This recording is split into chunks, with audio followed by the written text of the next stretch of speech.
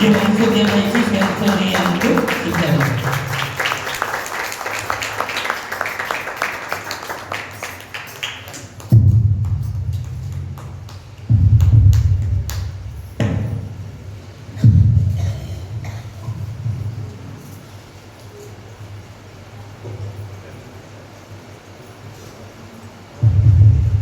प्रभु को बहुत धन्यवाद हो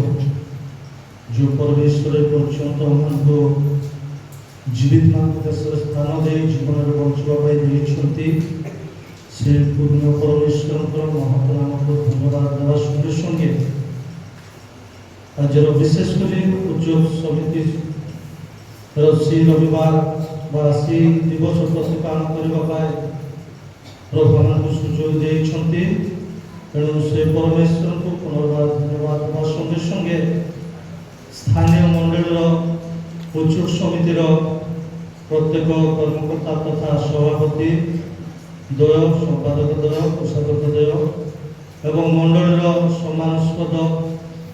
दिग्गंधय एवं संपादक द्वय कोषाध्यक्ष द्वय प्राचीनगण एवं महिला समितिर कर्मकर्तीगण संदेश्वर समितिर कर्मकर्तागण एवं प्राचीनगण अन्य कमिटीगण उपस्थित उपासन अनेक वयोज्येष्ठ बापा माँ भाई भाई समस्त मोर आंतरिक नमस्कार।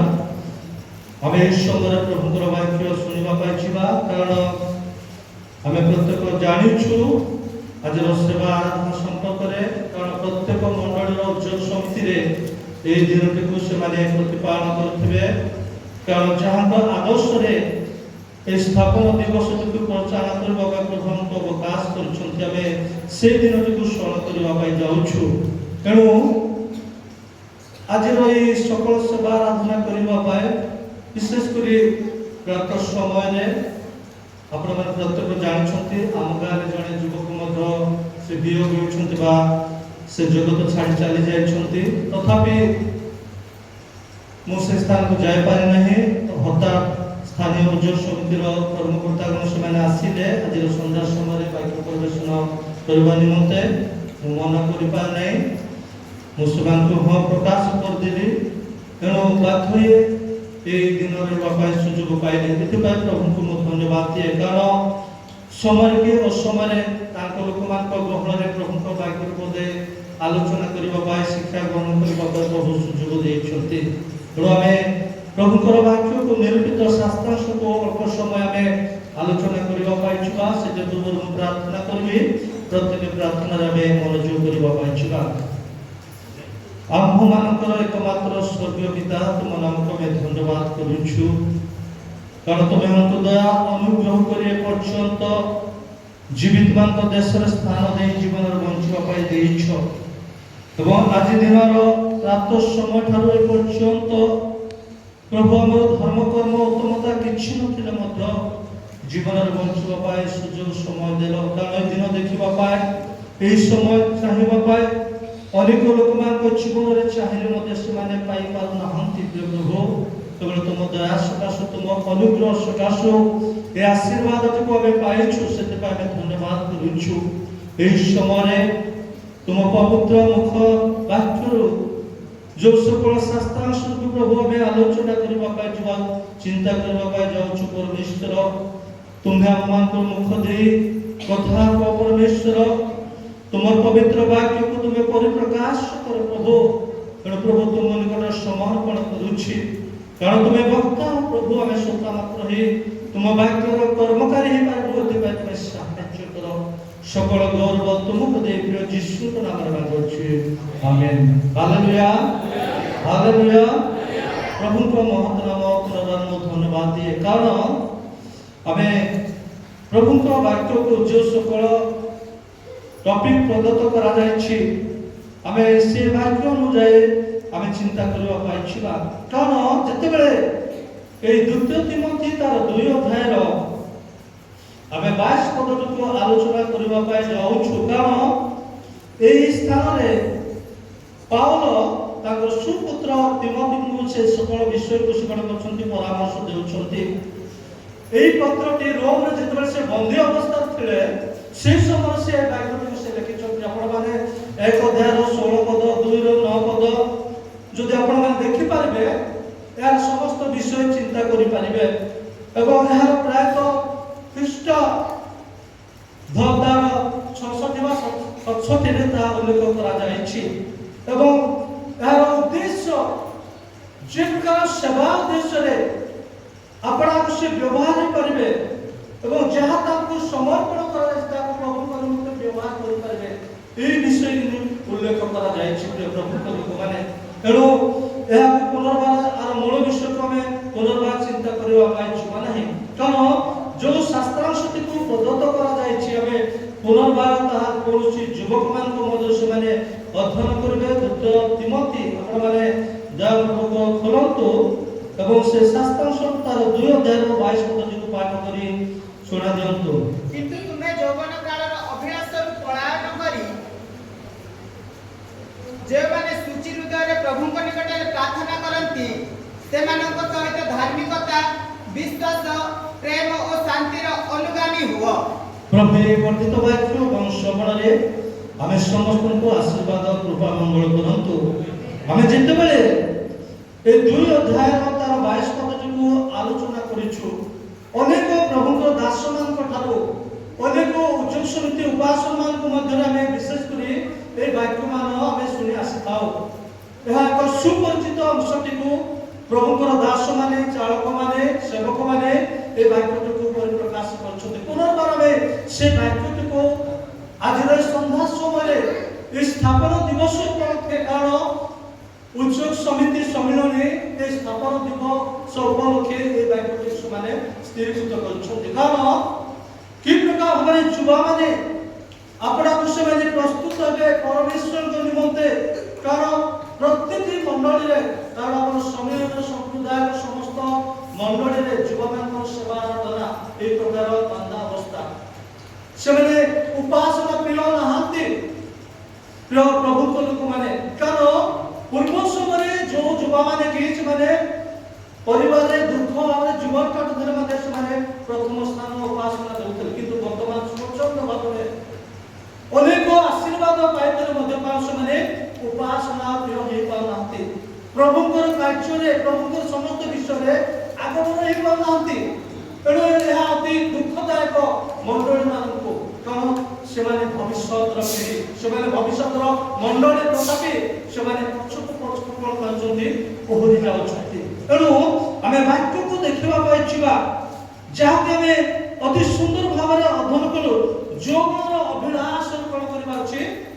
ପଳାୟନ କରିବାର ଅଛି ପ୍ରଭୁଙ୍କ ଲୋକମାନେ ଅଭିଳାଷ ଗୋଟେ এই ପ୍ରକାର ଜିନିଷ କାରଣ ଯେତେବେଳେ ଆମେ এই ସ୍ଥାନ ଦେଖୁଛୁ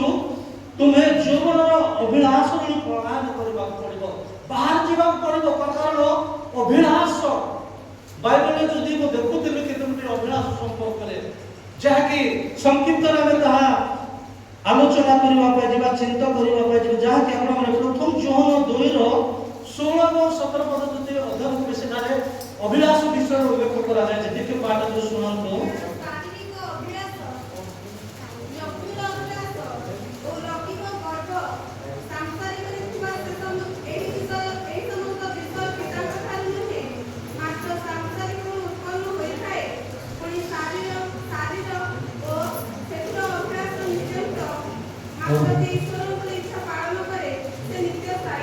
ଆମେ এই ସ୍ଥାନରେ ଦେଖିବା ପାଇଁ ଯାଉଛୁ ଯେ ବାକ୍ୟଟିକୁ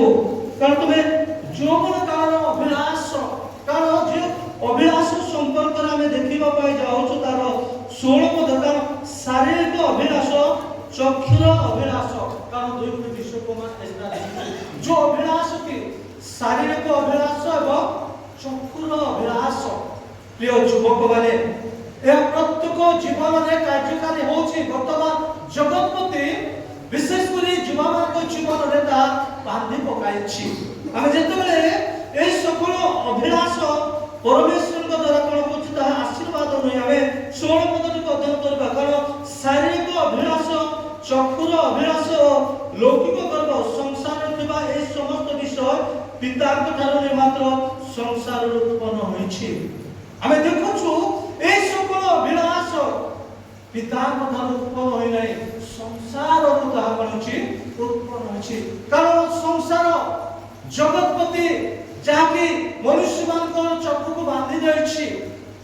ମନୁଷ୍ୟମାନଙ୍କର ଶରୀରକୁ ବାନ୍ଧି ଦେଇଛି କାରଣ ଜଗତରୁ ଉତ୍ପନ୍ନ ହେଉଥିବା ସକାଶେ ଅନେକ ସମୟରେ ଏହି ଅଭିଳାଷରୁ ଆମେ ପଳାୟନ କରି ପାରୁନାହୁଁ। ଯେତେବେଳେ 17 ପଦରେ ଆମେ ଦେଖିବା ପାଇଁ ଯାଉଛୁ ପୁଣି ସଂସାର ସେଥିରେ ଅଭିଳାଷ କରୁଛି ଅନିତ୍ୟ, ତାହା କୌଣସି ନିତ୍ୟ ସ୍ଥାୟୀ ନୁହେଁ, ଅନିତ୍ୟ, ଅସାର, ଅକାର୍ଯ୍ୟରେ ରତ ଯେଉଁ ଏ সকল ଅଭିଳାଷ ଅଛି ଆମମାନଙ୍କ ଜୀବନ ରହିଛି। ପ୍ରିୟ ପ୍ରଭୁଙ୍କ ଲୋକମାନେ, ଯୁବାମାନେ ପ୍ରତ୍ୟେକ ଜୀବନରେ, କାରଣ ଯୁବାଙ୍କ ଜୀବନରେ ଶାରୀରିକ ଅଭିଳାଷ ତ ଅନେକ ବିଷୟ ମନୁଷ୍ୟ ଜୀବନ ରହିଛି। ତାହା ଆମ ଜୀବନରେ ପରିଚାଳିତ ହୋଇ ଆମେ ବ୍ୟବହାରିତ ହୋଇ ଆସୁଛୁ ଏବଂ ଚକ୍ଷୁର ଅଭିଳାଷ ଯାହା ଆମେ ଚାହୁଁଛୁ ତାହା ଆମ ଜୀବନରେ ପରିଚାଳିତ କରିବା ପାଇଁ ଚାହୁଁଛୁ, କାରଣ ତାହା ଅନିତ୍ୟ, ସ୍ଥାୟୀ ନୁହେଁ। ପ୍ରିୟ ପ୍ରଭୁଙ୍କ ଲୋକମାନେ, ଏବଂ ଅଭିଳାଷ ସମ୍ପର୍କରେ ମୁଁ ପୁନର୍ବାର ଆପଣମାନଙ୍କୁ କେତେ ଗୋଟେ ବିଷୟ କହିବା ପାଇଁ ଯାଉଛି, ଯାହାକି ଆପଣମାନେ ଦେଖିବେ ଗାଲାତୀୟର 5 ଅଧ୍ୟାୟର 23 ପଦ ଏବଂ 5 ଅଧ୍ୟାୟର ଯଦି ଆପଣମାନେ 16 ପଦ ବା 26 ପଦ ଅଧ୍ୟୟନ କରିବେ, 16 ପଦ ଅଧ୍ୟୟନ କରିବେ ଜାଣିପାରିବେ। ଗାଲାତୀୟ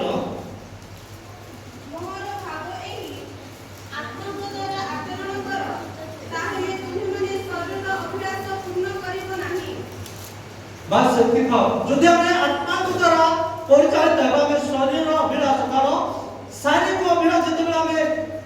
যৌন পুস্তক দেখি পারছিলু, যদি আমি আত্মাঙ্ক দ্বারা পরিচালিত হবা আমি শরীর অভিলাষ দ্বারা পরিচালিত হবা না। প্রিয় প্রভুଙ୍କ ଲୋକମାନେ, ଯେଉଁ ଶରୀରର ଅଭିଳାଷ ଆମ ଜୀବନରେ ଜଗତରେ ତାର ପତନ ଅବସ୍ଥାକୁ ଆଣିବା ପାଇଁ ଯାଉଛି, ତେଣୁ ଏ সকল ବିଷୟ ଏକ ଆଶୀର୍ବାଦର ବିଷୟ ନୁହେଁ, ଏ সকল ବିଷୟ ଏକ ଅନୁଗ୍ରହ ବିଷୟ ନୁହେଁ। ଏଥିପାଇଁ এই সমস্ত শারীরিক অভিলাষ আমি নিজক কোন কৰিব পাৰিব পলায়ন କରିବା ପାଇଁ ହେବ। ଏବଂ ଆମେ 16 পদ থেকে পাঠ କରିବା, 5 অধ্যায়ৰ 16 পদ।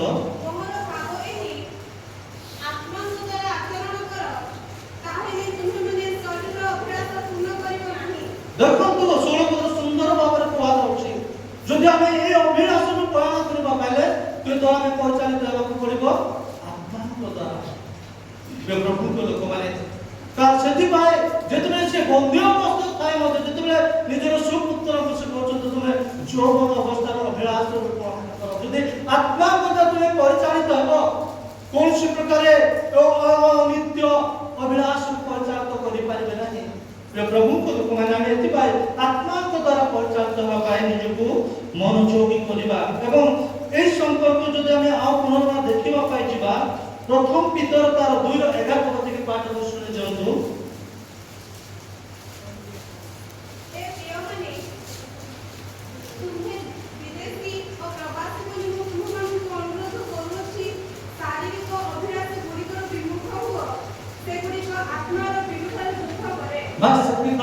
ଦେଖନ୍ତୁ ଶାରୀରିକ ଅଭିଳାଷ ଯଦି ଆମେ ଜୀବନ ପାଖରେ ତାହା ଆତ୍ମା ବିରୋଧ କରୁଛି, ଯୁଦ୍ଧ କରୁଛି, ଆତ୍ମାର ଦୁଃଖର କାରଣ ହେବା ପାଇଁ ଯାଉଛି। এই ସମସ୍ତକୁ ଆମ ଜୀବନରେ କଣ କରିବା ପାଇଁ ଯିବା, ବିଶେଷ କରି ଚିନ୍ତା କରିବା ପାଇଁ। ଏବଂ କେତୋଟି ଶାରୀରିକ ଅଭିଳାଷ ସମ୍ପର୍କରେ ଆପଣମାନେ ଭାବରେ ଦେଖିଲେ, ଯାହାକି ଶରୀରର ଅଭିଳାଷ ଆତ୍ମାଙ୍କ ବିରୁଦ୍ଧରେ ତାହା କଣ କରୁଛି, ଆଗକୁ ଯାଉଛି। ଏଥିରୁ ଆମେ ପୃଥକିତ ହେବା ଦ୍ୱାରା ଜଣେ ଅଭିଳାଷ କରିବା ଦ୍ୱାରା ତାର କ୍ଷତି କାରଣ ବୋଲି ବାଇବଲ କହୁଛି। ଯଦି ଆପଣମାନେ ସେ ପ୍ରଥମ ତିମୋଥୀ ଯଦି ଆପଣମାନେ ଖୋଲିବେ 6 ଅଧ୍ୟାୟର 9 ପଦ ପଢ଼ିବେ, ସେଠାରେ ଅତି ସୁନ୍ଦର ଭାବରେ ଉଲ୍ଲେଖ କରାଯାଇଛି।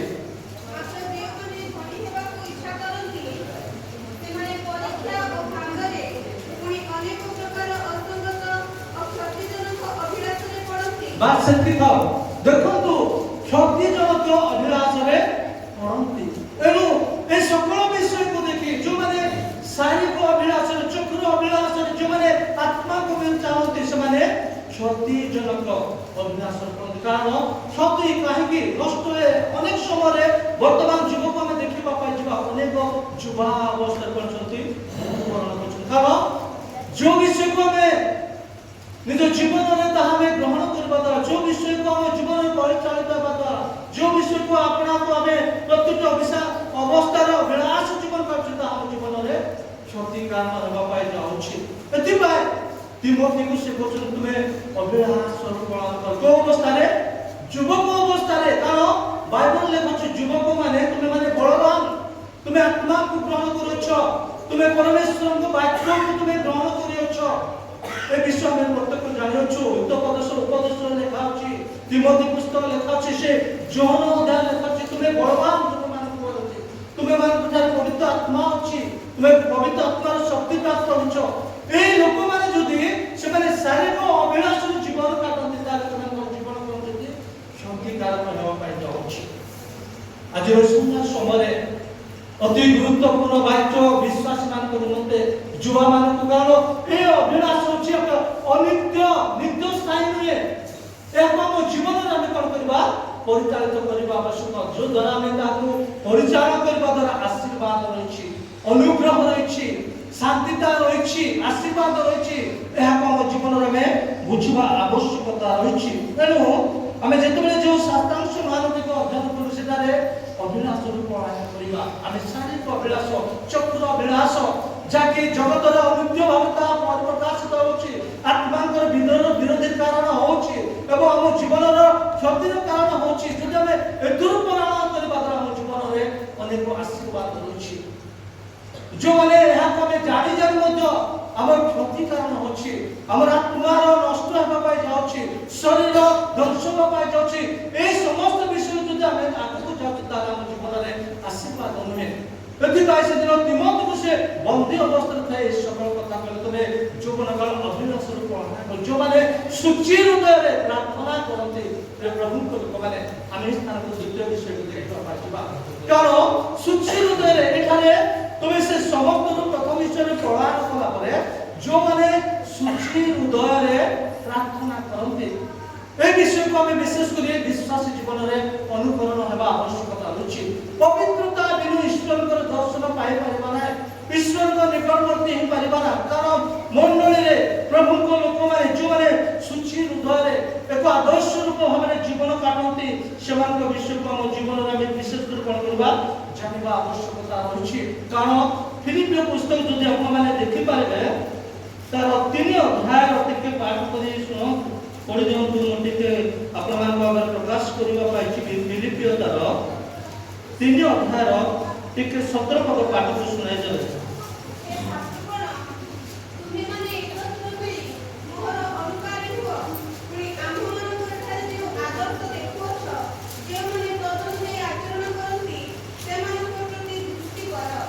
ଆପଣମାନେ ଦେଖନ୍ତୁ ଏହି ସ୍ଥାନରେ, କାରଣ ଯେତେବେଳେ କୋଉ ଅଭିଳାଷରୁ ପଳାୟନ କଲା ପରେ ଯେଉଁମାନେ ସୂଚି ହୃଦୟ ସହିତ ପ୍ରାର୍ଥନା କରନ୍ତି ସେମାନଙ୍କ ଠାରୁ କ'ଣ ଆମ ଜୀବନ କାଟିବା ଆବଶ୍ୟକ। ଯେତେବେଳେ ଆମେ ତାର 17 ପଦ ଫିଲିପିୟ ତାର 3 ଅଧ୍ୟାୟର ଆମେ 17 ପଦଟିକୁ ଯେତେବେଳେ ଆମେ ଅଧ୍ୟୟନ କଲୁ, ଅତି ସୁନ୍ଦର ଭାବରେ ଏହି ସ୍ଥାନରେ ଉଲ୍ଲେଖ କରାଯାଇଛି। ବିଶ୍ୱାସୀ ହିସାବରେ ଜଣେ ଯୁବକ ଅବସ୍ଥାରେ, କାରଣ ଯେତେବେଳେ ପ୍ରେରିତ ପାଉଲ ସେ ତିମୋଥୀକୁ କହୁଛନ୍ତି ଯେଉଁମାନେ କି ସୂଚି ହୃଦୟ ସହିତ ସେମାନେ ଈଶ୍ୱରଙ୍କ ନିକଟବର୍ତ୍ତୀ ହେଉଛନ୍ତି, ଯେଉଁମାନେ ତାହାକୁ ତୁମେ ଅନୁକରଣ କରିବା ପାଇଁ। ଆମେ 17 ପଦର ତାର ଶେଷ ପଦରେ ଦେଖୁଛୁ, ପୁଣି ଆମ୍ଭମାନଙ୍କ ଠାରେ ଯେଉଁ ଆଦର୍ଶ ଦେଖୁଛ, ଯେଉଁମାନେ ତଦନୁସାରେ ଆଚରଣ କରିଅଛନ୍ତି ସେମାନଙ୍କ ପ୍ରତି କ'ଣ କର ଦୃଷ୍ଟି କର। ଏହା ହେଉଛି ଯୁବାମାନଙ୍କ ଜୀବନରେ ଜାଣିବା ଆବଶ୍ୟକତା ରହିଛି ଯେ ପ୍ରଭୁଙ୍କ ଲୋକମାନେ, ଏହା ବିଶ୍ୱାସୀମାନଙ୍କ ନିମନ୍ତେ ଏକ ପ୍ରଭୁଙ୍କ ନିମନ୍ତେ ଉଚ୍ଚୁକ ବ୍ୟକ୍ତିଙ୍କ ନିମନ୍ତେ, କାରଣ ଆମେ ଅନ୍ୟର ଅନୁକାରୀ ହେବା। ସେଥିପାଇଁ ପ୍ରେରିତ ପାଉଲ ତିମୋଥୀକୁ କହିଲେ ଯେଉଁମାନେ ଶୁଦ୍ଧି ବା ସୂଚି ହୃଦୟ ସହିତ ପବିତ୍ରତା ଅନୁଭବ ହୁଅନ୍ତି ସେମାନଙ୍କର କ'ଣ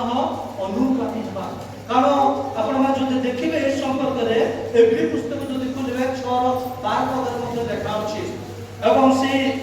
13 ଅଧ୍ୟାୟର 7 ପଦରେ ମଧ୍ୟ ଏ ସମ୍ପର୍କ ଦେଖାଉଛି। ଟିକେ ପଢ଼ିଦେବେ।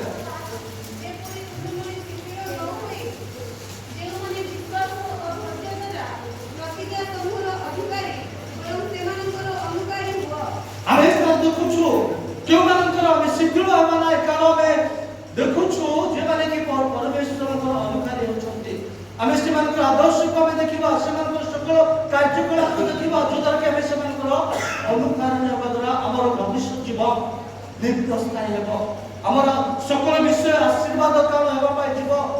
ପ୍ରିୟ ପ୍ରଭୁଙ୍କ ଲୋକମାନେ, ତେଣୁ ସେ 13-7 ପଦରେ ମଧ୍ୟ ସେ ସମ୍ପର୍କରେ ଉଲ୍ଲେଖ କରାଯାଇଛି। ତା ଆମେ ବର୍ତ୍ତମାନ ପୁନର୍ବାର ଆଲୋଚନା କରିବା ପାଇଁ ଯିବା ନାହିଁ, କାରଣ ଯାହାକି ବାଇବଲରେ ଆମେ ଦେଖୁଛୁ ତୁମେ ଯୌବନକାଳ ଅଭିଳାଷରୁ ପଳାୟନ କରି ଯେଉଁମାନେ ଏହି ପ୍ରକାର ସୂଚି ହୃଦୟ ପ୍ରାର୍ଥନା କରନ୍ତି ସେମାନଙ୍କ ଜୀବନ କି ପ୍ରକାର ଆମେ ଆପଣଙ୍କୁ ଧାର୍ମିକତା, ବିଶ୍ୱାସ ଏବଂ ଶାନ୍ତିର ଅନୁଗାମୀ ହେବା। ପ୍ରିୟ ପ୍ରଭୁଙ୍କ ଲୋକମାନେ, এই সকল সকল বিষয় অতি গুরুত্বপূর্ণ বিষয় রয়েছে। কারণ ଯେଉଁମାନେ କି ଧାର୍ମିକତା ଏବଂ ବିଶ୍ୱାସ ଏବଂ ପ୍ରେମ ଓ ଶାନ୍ତିର ଅନୁଗାମୀ ହୁଅନ୍ତି, ଆମେ ସେ ପ୍ରକାର ଜୀବନ କାଟିବା ପାଇଁ ଯିବା। ଧର୍ମ ଜୀବନ ଏକ ଏହି ପ୍ରକାର ଜୀବନ, ଯଦି ଆପଣମାନେ ଦେଖିବେ ଏଫେସୀୟ ତାର 5:9 ପଦକାର ଅନେକ ବିଷୟକୁ ମୁଁ ପ୍ରକାଶ କରିବା ପାଇଁ ଚାହୁଁନି, ଆପଣମାନେ ଟିକେ ଖୋଲିଦେବେ ଏଫେସୀୟ ତାର 5:9 ପଦ ଟିକେ ପାଠକୁ ଶୁଣି ଦିଅନ୍ତୁ। କାରଣ ସମସ୍ତ ପ୍ରକାର ଉତ୍ତମତା, ଧାର୍ମିକତା ଓ ସତ୍ୟ ଆଲୋକର ଫଳ ସ୍ୱରୂପ। ଆପଣମାନେ ଦେଖନ୍ତୁ ଏହି ସ୍ଥାନରେ ଧାର୍ମିକ ଜୀବନ ଏକ ଫଳ ସ୍ୱରୂପ ଆଶୀର୍ବାଦର ବିଷୟ। କାରଣ ଯେତେବେଳେ ଏଫେସୀୟ ମଣ୍ଡଳୀଗୁଡ଼ିକୁ ଏହି ପତ୍ର ଦ୍ୱାରା ଉଲ୍ଲେଖ କରାଯାଉଛି, ମୁଁ ତାହା ଏହି ସମୟରେ ପୁନର୍ବାର ଅଧ୍ୟୟନ କରିବା ପାଇଁ ଯାଉଛି। ତାର 5:9 ପଦରେ ଅତି ସୁନ୍ଦର ଭାବରେ ଏହି ଶାସ୍ତ୍ରାଂଶଟିକୁ ଉଲ୍ଲେଖ କରାଯାଇଛି। କାରଣ ସମସ୍ତ ପ୍ରକାର ଉତ୍ତମତା, ଧାର୍ମିକତା କେଉଁଠାରେ ଆସିବ? ଉତ୍ତମ ଜୀବନ କାଟିଲେ ଆସିବ। ଆମର ଉତ୍ତମତା ଯଦି ନାହିଁ, ଧାର୍ମିକତା ଆସିବ ପାରିବ ନାହିଁ। ପ୍ରିୟ ପ୍ରଭୁଙ୍କ ଲୋକମାନେ, ଆମର ଉତ୍ତମତା ଯଦି ନାହିଁ, ଧାର୍ମିକତା ଆସିପାରିବ ନାହିଁ। ଧାର୍ମିକତା ପାଇବା ପାଇଲେ ଆପଣମାନେ ପ୍ରତ୍ୟେକ ଜାଣିଛନ୍ତି ଆଦି ପୁସ୍ତକରେ ସିଦ୍ଧତା ଜୀବନ କାଟିବା, ଧର୍ମାଚରଣ କରିବା ପାଇଲେ ସିଦ୍ଧ ଜୀବନ କାଟିବାର ଅଛି, ଉତ୍ତମ ଜୀବନ କାଟିବାର ଅଛି, ଯୋଉଦ୍ୱାରା ତାଙ୍କର সকল ବିଷୟ। ପ୍ରିୟ ପ୍ରଭୁଙ୍କ ଲୋକମାନେ, ଆମେ ଏହି 9 ପଦର ଶେଷ ଅଂଶ ଧାର୍ମିକତା ଓ ସତ୍ୟ ଆଲୋକର ସ୍ୱରୂପ। ଦେଖନ୍ତୁ ଏହି ସ୍ଥାନରେ ଜଣେ ଧର୍ମମୟ ଜୀବନ କାଟିବା ପାଇଁ ଏକ ଆଲୋକର ଫଳ ସ୍ୱରୂପ। ଏହାକୁ ସେ ସବୁଦିନ ପାଇଁ ଧରି ରଖିପାରିବ, ପୃଥକ ଜୀବନ କାଟି ପାରିବ। କାରଣ ବାଇବଲ ହେଉଛି ବର୍ତ୍ତମାନ ଜଗତରେ ଯେଉଁମାନେ ଧାର୍ମିକ ଆହୁରି ଧାର୍ମିକ, ଯେଉଁମାନେ ଅଶୁଚି ଆହୁରି ଅଶୁଚିତ, କାହାକୁ କହିବାର ଯୁଗ ନୁହେଁ। ବର୍ତ୍ତମାନ ଏହି ପ୍ରକାର ଯୁଗ ଆସିଯାଇଛି। ଏଥିପାଇଁ ଧାର୍ମିକତା ଜୀବନ ଯଦି ଆମେ କାଟିପାରିବ, ଆଲୋକର ଫଳ ସ୍ୱରୂପ ଦେଇ ଆମେ ବ୍ୟବହାର କରିପାରିବା। ପ୍ରଭୁଙ୍କ ଲୋକମାନେ, ପ୍ରଭୁଙ୍କୁ ଯେଉଁ ସମୟ ସୁଯୋଗ ଦେଇଛନ୍ତି, ସେଦିନ ପ୍ରେରିତ ପାଉଲ ତାଙ୍କର ସୁପୁତ୍ରଙ୍କୁ ଏହି କଥା କହୁଛନ୍ତି, ତୁମେ ଧାର୍ମିକତା ଏବଂ ବିଶ୍ୱାସ ଗୋଟେ ଏହି ପ୍ରକାର ବିଷୟ ପରମେଶ୍ୱର ସମସ୍ତଙ୍କୁ ସେ କ'ଣ କିଛି ବିତରଣ କରୁଛନ୍ତି। ବିଶ୍ୱାସ ଏକ ପ୍ରତ୍ୟାଶିତ ବିଷୟ ଆମେ ପ୍ରତ୍ୟେକ ଜାଣିଛୁ, କିନ୍ତୁ ବିଶ୍ୱାସକୁ ପରମେଶ୍ୱର ବିତରଣ କରୁଛନ୍ତି। ସେ ଦେଇଛନ୍ତି ପ୍ରତ୍ୟେକ ବିଶ୍ୱାସ ସେ ସମାନ ନୁହେଁ। କାରଣ ଆପଣମାନେ ମୋ ସହିତ ଖୋଲିବେ ରୋମୀ ତାର 12:3 ପଦ ଟିକେ ପାଠ କରି ଶୁଣି ଦିଅନ୍ତୁ। ବିଶ୍ୱାସକୁ ସେ ବିତରଣ କରୁଛନ୍ତି ବୋଲି ବାଇବଲ କହୁଛି। କାରଣ ମୋତେ ସ୍ୱତନ୍ତ୍ର ଅନୁଗ୍ରହ ଦ୍ୱାରା ମୁଁ ତୁମମାନଙ୍କ ମଧ୍ୟରେ ଥିବା ପ୍ରତ୍ୟେକ ଜଣକୁ କହୁଅଛି, ଆପଣ ବିଷୟରେ ଯେପରି ମନେ କରିବା ଉଚିତ, ତାଠାରୁ ଆପଣଙ୍କୁ ଅଧିକ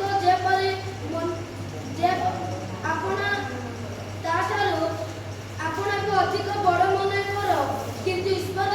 ଯାହାକୁ ଯେ ପରିମାଣରେ ବିଶ୍ୱାସ ବିପଦରଣ କରିଅଛନ୍ତି, ସେହି ଅନୁସାରେ ପ୍ରତ୍ୟେକ ଜଣ ସୁବୋଧର କରି ଆପଣ ବିଷୟରେ ମନେ କର। ସୁବୋଧର ସହିତ ଆମେ ସ୍ଥାନ ଦେଖିବା ପାଇଁ ଯିବା। କାରଣ ତାର 3 ପଦର ଶେଷ ଅଂଶ ଯଦି ଆପଣମାନେ ଦେଖିବା ପାଇଁ ଯିବା, ସେ ବିଶ୍ୱାସକୁ ବିତରଣ କରିଛନ୍ତି। ସେ ଅନୁସାରେ ପ୍ରତ୍ୟେକ ଜଣ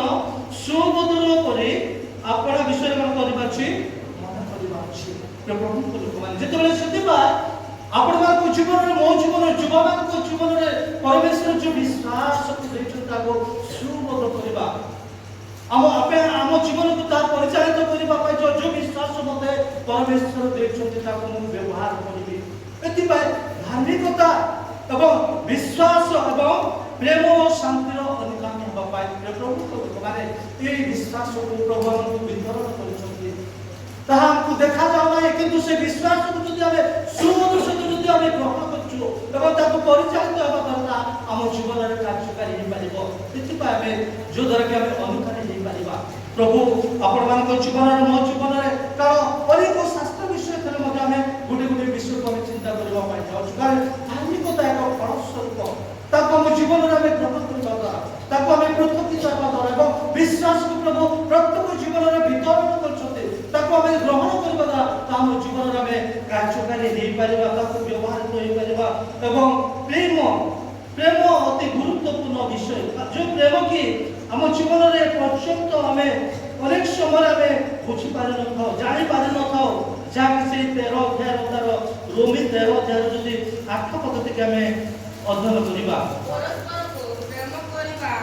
ବିନା ଆଉ କାହିଁରେ କାହାଠାରେ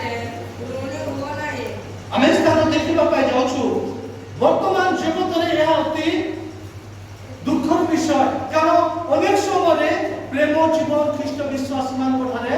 देखा जाऊ नाही साई पड़िशा बापा पुत्र शाशु बहु एवं युवा मान जीवन में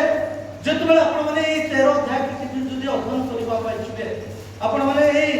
8 पदर देखुछु परस्पर को प्रेम करबा बिना आउ काहेरी खारे कोन हो ऋणी हो ना प्रभु को लोक माने ए प्रेम भाव बस कसु जते प्रेरित बार पुनर्बार मंडल ए रोमियो मंडल में से प्रकाश करछथि परस्पर को प्रेम करबा हम ऋणी हो ना प्रेम जदि हम थारे नाय हम ऋणी होछु बाइबल रे प्रेम संपर्क रे आपण मान जे प्रथम उत्तर जॉन पढिबा हम विषय जानि पाबे किंतु ए 12 13 अध्याय 8 पद को काहे को चिंता करता जगत रे प्रेम नाय हमें परस्पर प्रेम नाय हमें ऋणी अवस्था रहिछु एथि बाय तिमोथी को से कोहा गला तुमे धार्मिकता रे विश्वास रे एवं प्रेम रे शांति रे अनुगामी हवा पाए से कहउछु हमें जदि ई प्रेम को धारण करिछु ठीक 10 पद एक सुंदर लोक पाठ कर देबे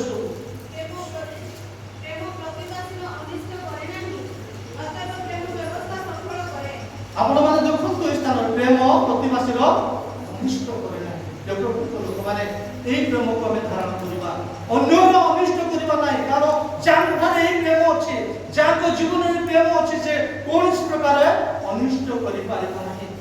प्रभु को लोक माने आपण मान को जीवन रे मो जीवन रे एहा को हमें केते दिन कोन को जीवन रे परिचालित होबा पाई जाउछु केते दिन एहा को हमें वास्तवता आपण को प्रकाश करिबा पाई जाउछु से दिन प्रेरित तिमोथी को तुमे जीवन रे अभिलाष पालना करे जो माने सुचि हृदय प्रार्थना करते से मान को अनुगमन करबा पाई कोन धार्मिकता एवं विश्वास एवं प्रेम एवं शांति रो अनुगामी होबा पाई से कहते आज हम मान को जीवन रे प्रत्येक विश्वासी मान को जीवन रे हमर धर्म जीवन को हमें व्यवहार करबा हमर विश्वास जीवन को प्रभु जहा दैछथि वितरण करछथि ताको हमें ताको कोन को परिप्रकाशित करबा एवं जे प्रेम की हमें ऋणी होबा पाई जाउछु जे प्रेम के दुखर कारण होबा पाई जाउछु जे प्रेम के हम जीवन रे प्रतिदिन अभाव होबा पाई जाउछि ताको हमें वास्तवता रो ख्रीष्ट विश्वासी हिसाब हमें परिप्रकाश करबा पाई जीवा एवं शांति रो अनुमति कारण शांति केवल परमेश्वर को द्वारा आसीत है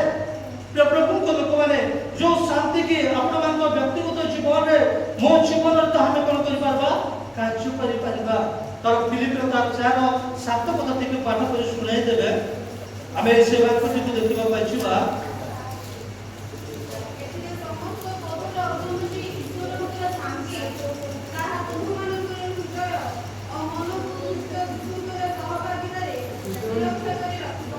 हमें एक पद रे देखुछु जते बेले फिलिपियो 4:7 पद रे हमें अति सुंदर भाव रे ए वाक्य को हमें देखिबा पाइछुबा प्रभु को लोक माने जो परमेश्वर की आज हमन को से अनुग्रह वा जो शांति दैछ तार प्रथम पद रे अछि सतरे समस्त पदर अग्रम जे ईश्वर को शांति ता तुम मान को हृदय मन को ख्रीष्ट यीशु को सहभागिता रे सुरक्षा करि रखिबो प्रभु जो शांति ईश्वर को शांति हम जीवन को प्रत्येक अवस्था कारण शांति विषय बाइबल अनेक लिखा अछि ईश्वर को शांति जति हम जीवन रे नाही तार कोन भाबरे सुरक्षा हम जीवन रे रक्षा जीवन हम अनुभव करि पारिबा कारण जगत अशांत भाबरे जीवन काटुछि जदि हम ईश्वर को शांति को ईश्वर को जीवन को ईश्वर को समस्त विषय को जदि हम जीवन रे अनुभव करिबा तार हम जीवन से शांति का अनुभव कर बाइबल शांति का लोक धनुष रे कोन है बाइबल लिखा अछि शांति का लोक माने कोन पाइबे मातृ पुस्तक लिखा अछि आपण प्रत्येक जानि छथि से माने संतान अधिकार पाइबे आज से शांति परमेश्वर के ठार जदि हम पाइबा से अधिकार हम जीवन रे पाइबा प्रभु को लोक माने थि पाए जो सकल वाक्य मान को हम जीवन रे हमें वास्तवता अनुग्रह रे जीवन रे हमें पाइबा पाइ अछि कारण बाइबल जाकब पुस्तक लिखा अछि शांति का लोक माने उत्तम फल प्राप्त होबे बोली लिखा अछि जदि आपण माने जाकब पुस्तक जदि खोलिबा पाइ छिबे मो सहित कारण ताहा हम आपण मान का प्रकाश करिबा पाइ छिबे कारण से स्थान रे अति सुंदर भाव लिखा अछि जदि ता पाखे मिलि छि मो टिके देखु छि जाकब पुस्तक टिके खोलिबा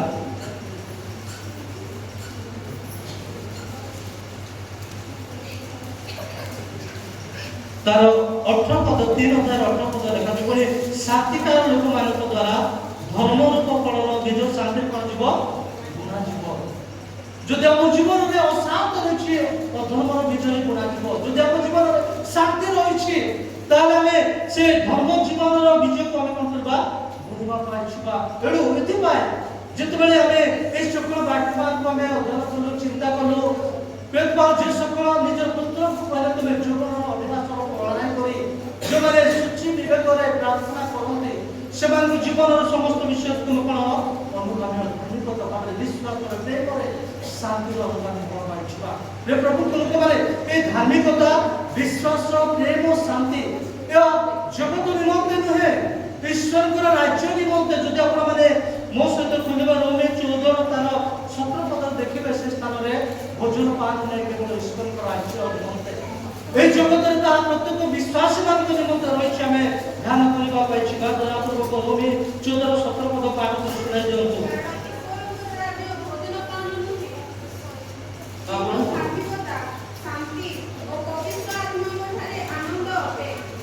आमे स्थान देखुछु पवित्र आत्मा ठारे शांति और आनंद धार्मिकता और शांति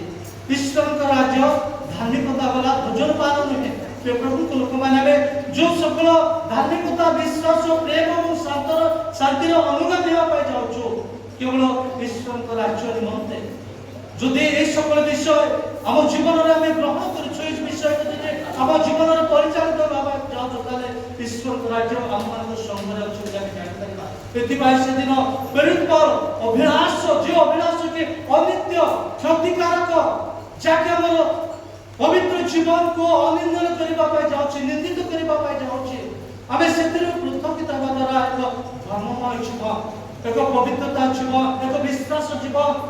एक प्रेमर जीवन काटिबा द्वारा हम जीवन शांति उपलब्ध करबा पाई प्रभु को कोन करबे चाहिबे एतिबाई आजर ए सकल विषय रे आज विशेष कर स्थापन दिवस उपलक्षे प्रिय प्रभु लोक मैंने जिते आम उपासक मैंने जिते प्रभु वाक्य शुणु आम अभिलाष पालन करने द्वारा जो धर्म जीवन काटवा द्वारा विश्वास सहित प्रेम शांति ईश्वर संतुष्ट रही कारण आम जीवन में कार्य करने दिन आम ईश्वर राज्यर संतान संतत भाव में व्यवहारित होगा प्रभु ये सकल वाक्य दे आम समस्त को विशेष कर आशीर्वाद कृपा मंगल करतु एवं जो द्वारा ये समस्त आम जीवन में परिचालित होगा द्वारा ए अभिलाष को आम परित्याग कर प्रभु को आशीर्वाद प्राप्त होगा पहले विश्वास सहित धार्मिकता सहित प्रेम सहित शांति जगत में प्रभु को उद्देश्य बंचित द्वारा प्रभु हमको ये आशीर्वाद मान प्रदान करेंगे प्रभु वाक्य दी हम समस्त को आशीर्वाद करतु समस्त को नमस्कार धन्यवाद